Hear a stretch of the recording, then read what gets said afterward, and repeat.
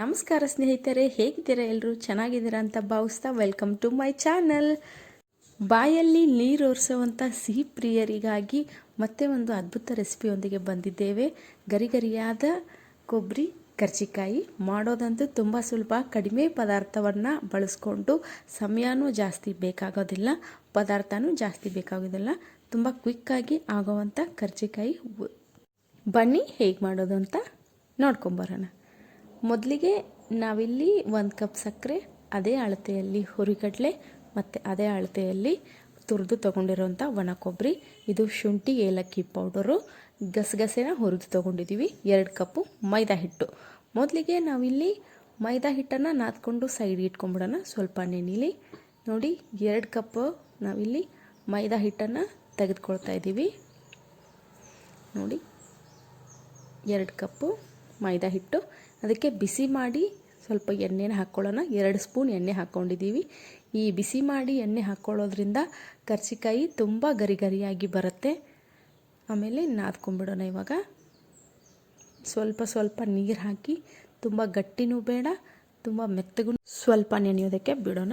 ಇವಾಗ 1 ಕಪ್ಪು ಸಕ್ಕರೆ, ಅದೇ ಅಳತೆಯಲ್ಲಿ ಹುರಿಗಡಲೆ ತೊಗೊಂಡು ಮಿಕ್ಸಿ ಮಾಡ್ಕೊಳ್ಳೋಣ.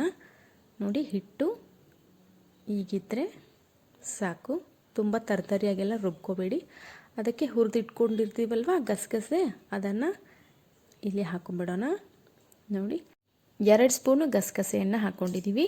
ನೆಕ್ಸ್ಟು 1 ಸ್ಪೂನು ಶುಂಠಿ ಮತ್ತು ಏಲಕ್ಕಿ ಪೌಡರ್ನ ಮಾಡಿಟ್ಕೊಂಡಿರ್ತೀವಲ್ವ, ಅದನ್ನು ಇಲ್ಲಿ ಹಾಕ್ಕೊಳ್ಳೋಣ.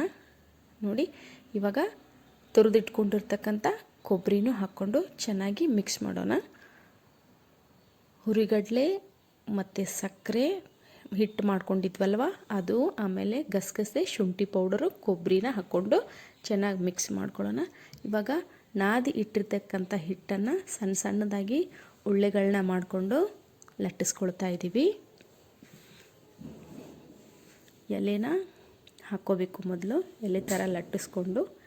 ಇವಾಗ ಸ್ಟಫಿಂಗ್ ಏನು ಮಾಡಿದ್ವಲ್ವ ಅದನ್ನು ಎಲೆ ಮೇಲೆ ಹಾಕ್ಕೊಳ್ಳೋಣ. ನೋಡಿ, ಈ ಥರ ಹಾಕ್ಕೊಂಡು ಅದ್ರ 2 ಕಡೆ ಅಂದರೆ ಸುತ್ತು ಕಡೆನೂ ಸ್ವಲ್ಪ ನೀರನ್ನ ಹಚ್ಕೊಂಡ್ಬಿಟ್ಟು, ಹೀಗೆ ನೀರನ್ನ ಬಟ್ಲಲ್ಲಿ ಇಟ್ಕೊಂಡಿರಬೇಕು. ಸೈಡಲ್ಲಿ ನೀರನ್ನ ಹಚ್ಕೊಂಡು ಹೀಗೆ ಅದನ್ನ ಪ್ಯಾಕ್ ಮಾಡಿಬಿಡಬೇಕು. ತುಂಬ ಜೋರಾಗಿ ಒತ್ತಬೇಕು. ಎಣ್ಣೆಲಿ ಹಾಕಿದ ತಕ್ಷಣ ಬಿಚ್ಕೊಳ್ಳೋ ಚಾನ್ಸಸ್ ಇರುತ್ತೆ. ಸೊ ಗಟ್ಟಿಯಾಗಿ ಹಕ್ಕಿ ಈ ಥರ ಸೈಡಲ್ಲಿ ಮಾಡಿ ಇಟ್ಕೊಂಡ್ಬಿಡೋಣ. ನೋಡಿ, ಇವಾಗ ಒಂದು ಕಡೆ ಎಣ್ಣೆ ಬಿಸಿ ಮಾಡೋಕ್ಕಿಟ್ಟಿದ್ದೆ, ಎಣ್ಣೆ ಕಾದಿದೆ. ಒಂದೊಂದೇ ಕರ್ಚಿಕಾಯಿನ ಎಣ್ಣೆಯಲ್ಲಿ ಬಿಡೋಣ. ನೋಡಿ, ನಾನಿವಾಗ ಒಂದೊಂದೇ ಕರ್ಚಿಕಾಯಿನ ಎಣ್ಣೆಯಲ್ಲಿ ಹಾಕ್ತಾಯಿದ್ದೀನಿ. ಪ್ಲೀಸ್ ಯಾರೆಲ್ಲ ನನ್ನ ಚಾನಲ್ನ, ನನ್ನ ವಿಡಿಯೋನ ನೋಡ್ತಾ ಇದ್ದೀರಾ, ನನ್ನ ಚಾನಲ್ನ ಸಬ್ಸ್ಕ್ರೈಬ್ ಮಾಡಿಕೊಂಡು ನೋಡಿ, ಬೆಲ್ ಐಕಾನ್ ಪ್ರೆಸ್ ಮಾಡಿ, ಒಂದು ಲೈಕ್ ಕೊಡಿ, ಶೇರ್ ಮಾಡಿ, ಕಮೆಂಟ್ ಮಾಡಿ. ಪ್ಲೀಸ್ ನನಗೆ ಸಪೋರ್ಟ್ ಮಾಡಿ. ನಿಮ್ಮ ಸಪೋರ್ಟ್ ನನಗೆ ತುಂಬ ಅಂದರೆ ತುಂಬ ಇಂಪಾರ್ಟೆಂಟ್ ಆಗುತ್ತೆ.